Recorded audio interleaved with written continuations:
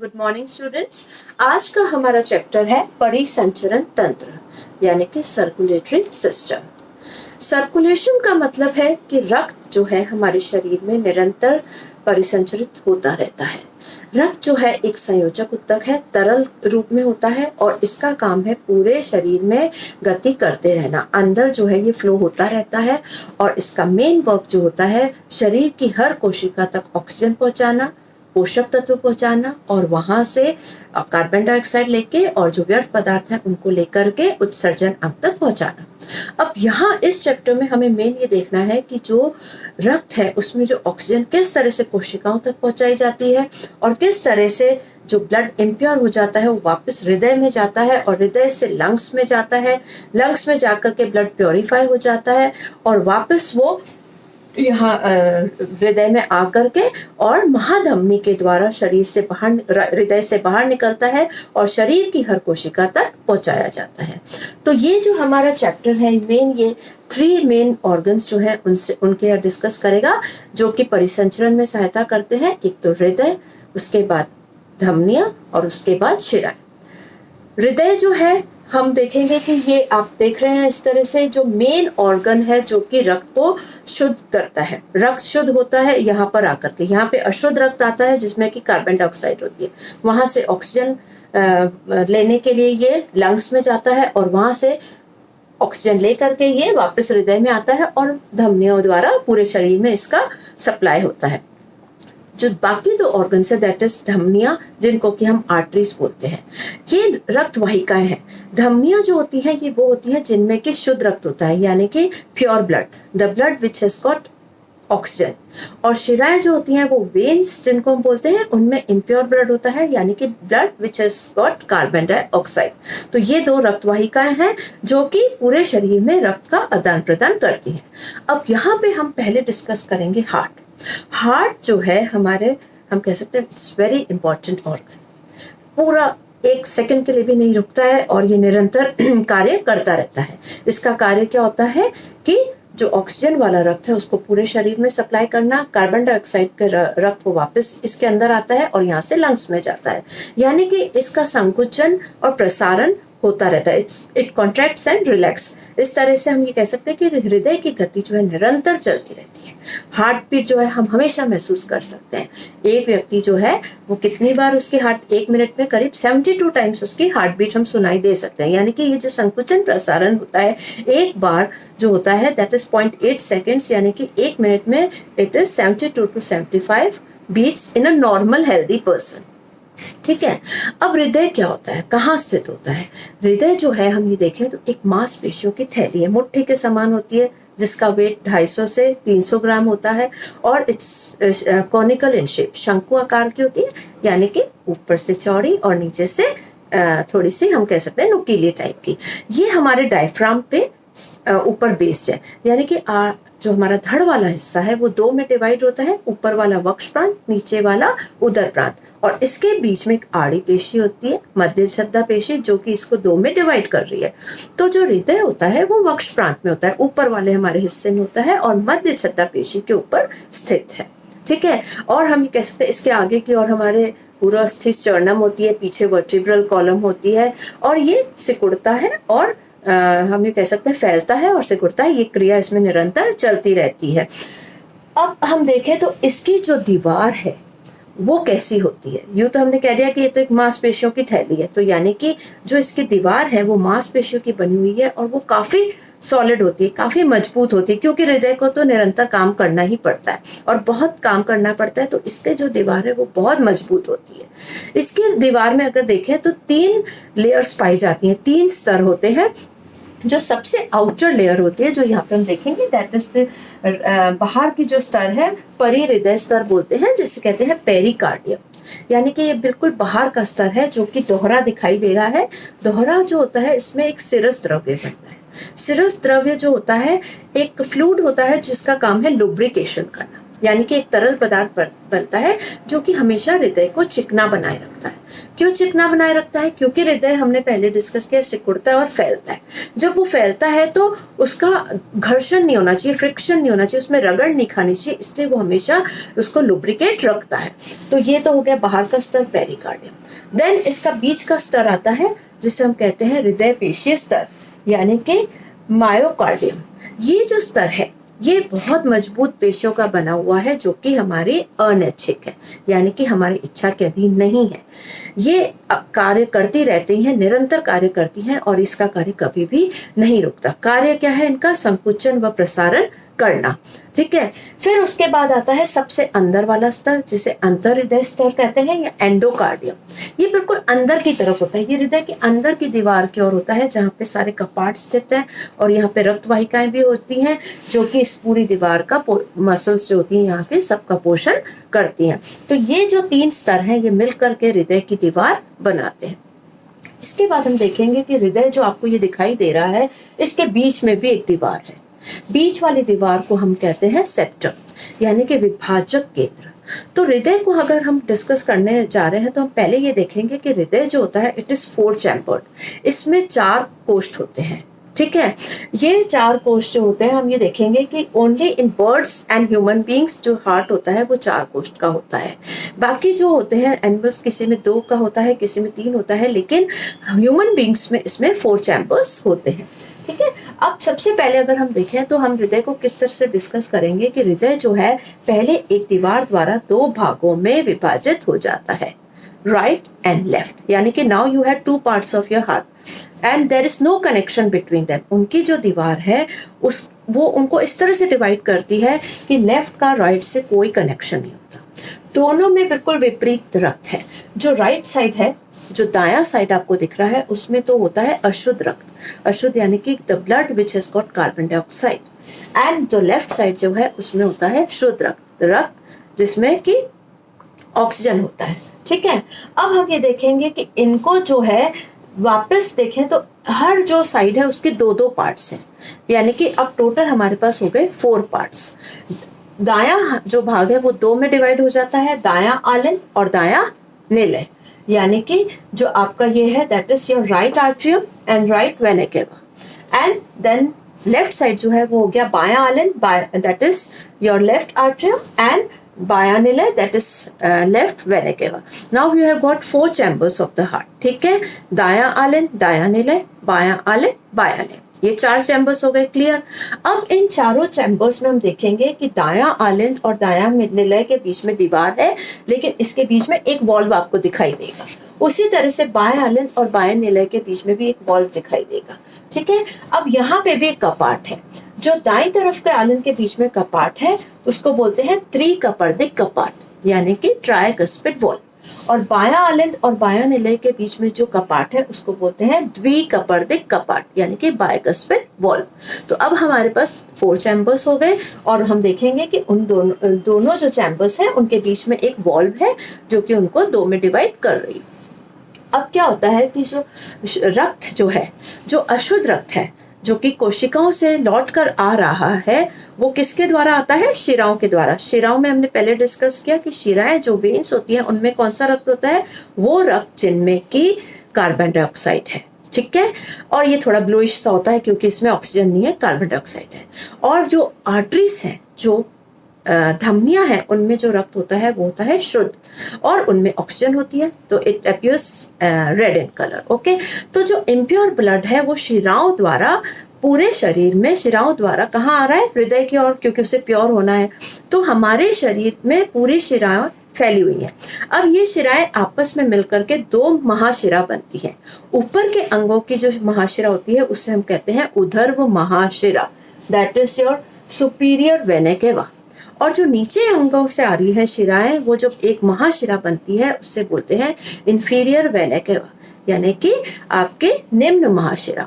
तो अब हमारे शरीर में 2 महाशिराएं हो गई।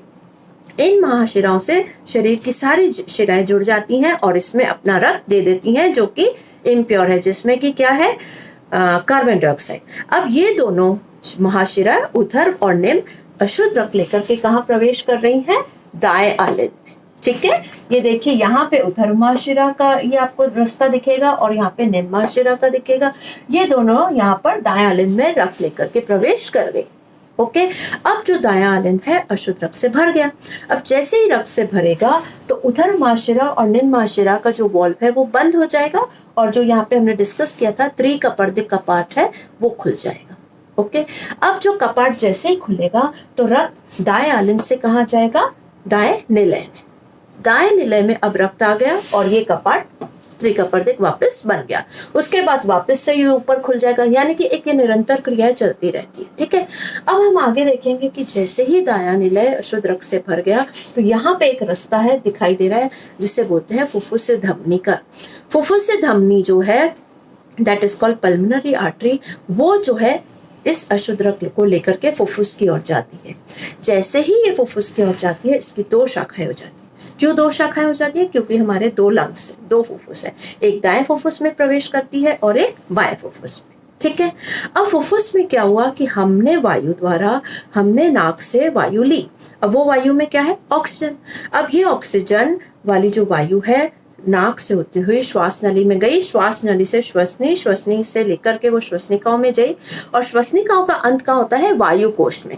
इस तरह आप देखिए कि मैं डायग्राम बना के आपको बताती हूँ कि जैसे ये श्वसनी से गई, ठीक है, और यहाँ पे आप देखिए कि इसकी शाखाएं यहाँ गई अंदर और यहाँ पे छोटे छोटे अंगूर के गुच्छों के समान आपको बहुत सारे असंख्य वायु कोश दिखाई देंगे। और ये वायु कोश कहाँ पर है, ये हमारे फेफड़े जो होते हैं वहां पर है। ठीक है, अब यहाँ वायु कोश में यहाँ फुफ्फुस से धमनी गई, फुफ्फुस से धमनी की शाखाएं हो गई धमनिकाएं और धमनिकाओं की शाखाएं हो गई केशिकाएं। केशिकाओं में कौन सा रक्त है, अशुद्ध रक्त, जिसमें क्या है, कार्बन डाइऑक्साइड। इन केशिकाओं ने इन वायु कोष्ठों को घेर लिया। अब यहाँ पर आदान प्रदान होता है। हमने सांस से जो वायु ली उसमें क्या है, ऑक्सीजन, और जो केशिकाएं हैं जिन्होंने इन वायु कोष्ठों को घेरा है उसमें क्या है, कार्बन डाइऑक्साइड। तो ये केशिकाएं कार्बन डाइऑक्साइड वायु कोष्ठों को दे देंगी और वहां से क्या ले लेंगी, ऑक्सीजन। अब केशिकाओं में कौन सा रक्त हो गया, शुद्ध रक्त। ठीक है, द ब्लड इज प्योर। अब ये केशिकाएं आपस में मिलकर शिरिकाएं बन जाएंगी और शिराएं बन जाएंगी और अब हमारे फुफ्फुस से पल्मोनरी वेन्स बाहर निकलेंगी। कितनी निकलेंगी, दो लेफ्ट लंग से निकलेंगी और दो राइट से, यानी कि फुफ्फुस से धमनी जो अंदर गई थी वो तो एक थी और जो शिरा बाहर निकल रही है वो कितनी हो गई, दो। तो टोटल फुफ्फुस से शिराएं पल्मोनरी वेन्स कितनी हो गई, 4। ये चारों फुफ्फुसीय शिराएं शुद्ध रक्त लेकर के यहाँ पे बाएं आलिंद में प्रवेश करेंगी। ठीक है, ये बाएं आलिंद में प्रवेश करेंगी, कौन सा रक्त लेकर के, शुद्ध रक्त लेकर के। अब हम इसमें देखेंगे एक चीज हमें ध्यान में रखनी है कि जो फुफ्फुसीय धमनी रक्त लेकर के जा रही है वो तो थी अशुद्ध रक्त की, और जो फुफ्फुसीय शिराएं जो रक्त लेकर के आ रही हैं वो है शुद्ध। यानी कि हमने पहले बोला धमनियां जो होती हैं उनमें शुद्ध रक्त होता है और शिराओं में अशुद्ध। लेकिन ये चीज हमें पॉइंट ध्यान में रखना है कि only pulmonary arteries and veins में ये थोड़ा ऑपोजिट है। क्यों ऑपोजिट है, फुफ्फुसीय धमनी यानी कि अशुद्ध रक्त और फुफ्फुसीय शिराएं यानी कि शुद्ध। The reason behind this is कि जो भी नलिका हृदय से रक्त बाहर ले जाती है उसको हम धमनी कहते हैं और जो हृदय के अंदर रक्त ला रही है उसको हम शिराएं कहते हैं। तो इसलिए एक ये दो ही ऐसी हैं जिनमें कि रक्त धमनी में अशुद्ध है और शिरा में शुद्ध है। ठीक है, अब ये फुफ्फुसीय शिराएं शुद्ध रक्त लेकर के बाएं आलिंद में प्रवेश किया। जैसे ही प्रवेश किया चारों कपाट बंद हो गए। अब इन दोनों के बीच में जो कपाट है दैट इज बाइकस्पिड वॉल्व, वो कपाट खुल जाएगा। वो कपाट जैसे ही खुलेगा अब रक्त कहाँ जाएगा, बाएं निलय में। बाएं निलय में जैसे ही रक्त आएगा तो ये द्विकपर्दिक कपाट बंद हो जाएगा और यहाँ पर हम देखेंगे कि एक बहुत बड़ा रास्ता है जो कि एरोटा का है, महाधमनी। ठीक है, अब जो सबसे बड़ा चारों कोष्ठों में जो भाग होता है वो बायां निलय होता है और बायां निलय सबसे मजबूत भी होता है क्योंकि ये मेन पंपिंग एरिया है। यहाँ से शुद्ध रक्त पूरे शरीर में सप्लाई हो रहा है, तो यानी कि इसको सबसे ज्यादा काम करना पड़ता है। तो ये बहुत स्ट्रॉन्ग मसल्स से बना हुआ होता है और यहाँ से महाधमनी रक्त लेकर के बाहर निकली। महाधमनी जैसे ही बाहर निकलती है तो इसकी अलग अलग शाखाएं हो जाती हैं, ऊपर भी जा रही है नीचे भी जा रही है धमनियों के रूप में और हर अंग को वो शुद्ध रक्त सप्लाई करती हैं। ठीक है, लेकिन इसकी जो सबसे पहली शाखा होती है वो होती है हार्दिकी धमनी यानी कि कार्डियक आर्टरी, और वो क्या करती है, यहाँ से निकलते ही सीधा हृदय की जो दीवार है, जो मांसपेशियां उनको पोषण देती है। कहने का मतलब यह है कि हृदय में रक्त आता है जिसमें कि ऑक्सीजन भी है, पोषक तत्व भी है, फिर भी हृदय वहां से रक्त नहीं लेता, वो भी और अंगों की तरह ही अपना जो है पोषक तत्व लेता है। यानी कि महाधमनी की शाखा जो होती है हार्दिकी धमनी, वो हृदय की ओर जाती है और हृदय को पोषक तत्व देती है। ठीक है, उसके बाद महाधमनी ऊपर जाती है, नीचे जाती है और शरीर के हर अंग में जाती है और इसकी शाखाएं धमनियां हो जाती हैं। धमनियों की शाखाएं धमनिकाएं हो जाती हैं और धमनिकाओं की शाखाएं केशिकाएं हो जाती हैं। केशिकाएं जो होती हैं वो कोशिकाओं को घेर लेती हैं और आदान प्रदान होता है, वो उनको ऑक्सीजन देती हैं और वहां से कार्बन डाइऑक्साइड लेती हैं। फिर ये केशिकाएं जो होती हैं शिरिकाएं बन जाती हैं, शिरिकाएं शिराएं बन जाती हैं और शिराएं महाशिरा के साथ मिलकर के उनको अशुद्ध रक्त दे देती हैं और महाशिरा जो है वो अशुद्ध रक्त लेकर के उधर महाशिरा ऊपर के अंगों से, निम्न महाशिरा नीचे के अंगों से लेकर के दाएं आलिंद में प्रवेश करते हैं। इस तरह से पूरे जो हम ये देखेंगे कि हृदय का जो प्रोसेस है दैट इज कंटिन्यूअस प्रोसेस, एक सर्कुलेशन में चलता रहता है, एक सेकंड के लिए भी नहीं रुकता। और जो हम ये कह सकते हैं कि कोशिकाओं को निरंतर ऑक्सीजन पहुंचाया जाता है, वहां से कार्बन डाइऑक्साइड लिया जाता है और वापस हम उसको सांस द्वारा बाहर निकाल देते हैं। तो ये आपने देखा कि क्या हमारा हृदय का आंतरिक स्ट्रक्चर कैसा है, उसमें बाहर कैसा स्ट्रक्चर है और किस तरह से ये यहाँ के जो डिफरेंट पार्ट्स हैं और किस तरह से धमनियाँ जो है फुफ्फुसी धमनी लंग्स में जाती है, किस तरह से ब्लड प्योर होता है और वापस से शिराओं के द्वारा आता है और महाधमनी द्वारा हमारे पूरे शरीर में पहुंचाया जाता है। अब हम इसका नेक्स्ट पढ़ेंगे कि किस तरह से ये सर्कुलेशन निरंतर चलता रहता है। Thank you. अब हम इस सर्कुलेशन जो वो है उसका जो चक्र है उसके बारे में आपको मैं डिटेल में समझाऊंगी। सर्कुलेशन जो है किस तरह से चलता है उसको हमें किस तरह से अपने दिमाग में रखना है, ध्यान रखना है, वो ये है कि हम इसको एक एग्जाम्पल लेते हैं कि रक्त कैसे निकल रहा है। ठीक है, रक्त जो है हम ये देखें तो सबसे पहले कहाँ से निकला, दाएं आलिंद से। ये आप देखिए दाएं आलिंद से रक्त जो है वो निकला। ठीक है, अब दाएं आलिंद के बाद रक्त कहाँ गया, दाएं निलय में। ठीक है, रक्त कहाँ गया, निलय में। ओके, दाएं निलय से आप नेक्स्ट क्या लिखेंगे, कहाँ निकला, फुफ्फुस धमनी द्वारा रक्त बाहर निकला, तो आ जाएगा आपका फुफ्फुस धमनी। ओके, फुफ्फुस धमनी से रक्त कहाँ पे गया, फुफ्फुस में गया और वहां जाकर के इसकी शाखाएं हो गई फुफ्फुस धमनिकाएं। धमनिकाओं की शाखाएं क्या हो जाएंगी, फिर केशिकाएं।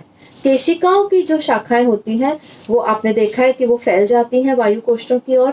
अब केशिकाओं में शुद्ध रक्त आ गया तो केशिकाएं आपस में मिलकर क्या बन गई, शिरिकाएं। ठीक है, अब शिरिकाएं आपस में मिलेंगी तो क्या बन जाएंगी, शिराएं। तो फुफ्फुस धमनी के बाद आप ये एक सिंपल ये देख सकते हैं, फुफ्फुस धमनी की शाखाएं हुई धमनिकाएं, धमनिकाओं की शाखाएं हुई केशिकाएं, केशिकाएं आपस में मिली तो शिरिकाएं और शिरिकाएं आपस में मिली तो शिराएं। अब ये शिराएं आपस में मिली तो क्या बन गई, फुफ्फुस शिराएं। ठीक है, अब फुफ्फुस शिराओं ने कहा प्रवेश किया, बाएं आलिंद में। तो यहां से रक्त कहाँ गया, बाएं आलिंद में। बाएं आलिंद से रक्त कहाँ गया, बाएं निलय में, बाएं निलय में। ठीक है, अब बाएं निलय से रक्त जो है किसके द्वारा बाहर निकला, महाधमनी के द्वारा। महाधमनी से रक्त बाहर निकला और कहाँ गया, महाधमनी की शाखाएं क्या हो गई, धमनियां। धमनियों की वापस शाखाएं क्या हो जाएंगी, धमनिकाएं। धमनिकाएं जो होंगी उनकी शाखाएं हो जाएंगी केशिकाएं और वो केशिकाएं उस अंग की कोशिकाओं को घेर लेंगी, आदान प्रदान होगा और क्या होगा, ऑक्सीजन दे देंगी और वापस क्या ले लेंगी, कार्बन डाइऑक्साइड। अब ये केशिकाएं आपस में मिलकर क्या बन जाएंगी, शिरिकाएं और ये शिरिकाएं आपस में मिलकर बन जाएंगी, शिरिकाएं आपस मिलकर शिराएं बन जाएंगी। ठीक है, ये शिराएं जो है पूरे हमारे शरीर में फैली हुई हैं। अब इनमें कौन सा रक्त है, अशुद्ध रक्त। ये किसको मिल जाएंगी, उधर ऊपर वाले अंगों वाली तो उधर महाशिरा से और नीचे वाले अंगों की निम्न महाशिरा से।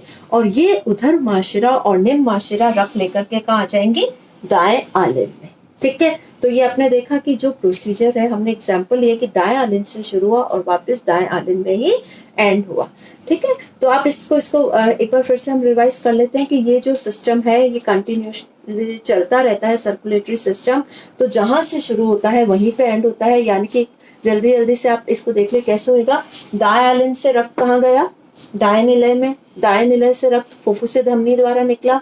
ठीक है, और वहां पे गया और फुफ्फुस धमनी का आप देखें तो अंदर जाके फुफ्फुस के अंदर धमनियां बनेंगी, धमनियों की शाखाएं धमनिकाएं, धमनिकाओं की केशिकाएं, केशिकाएं आपस में मिलकर शिरिकाएं, शिरिकाएं आपस में मिलकर शिराएं बनेंगी। और ये चार फुफ्फुसीय शिराएं हैं जो कि दोनों दो दो फुफ्फुस से आएंगी और बाएं आलिंद में प्रवेश करेंगी। बाएं आलिंद से वो आ जाएंगी बाएं निलय में, बाएं निलय से महाधमनी द्वारा बाहर निकलेंगी। महाधमनी के आगे जाकर के शाखाएं हो जाएंगी जिन्हें हम धमनियां कहते हैं।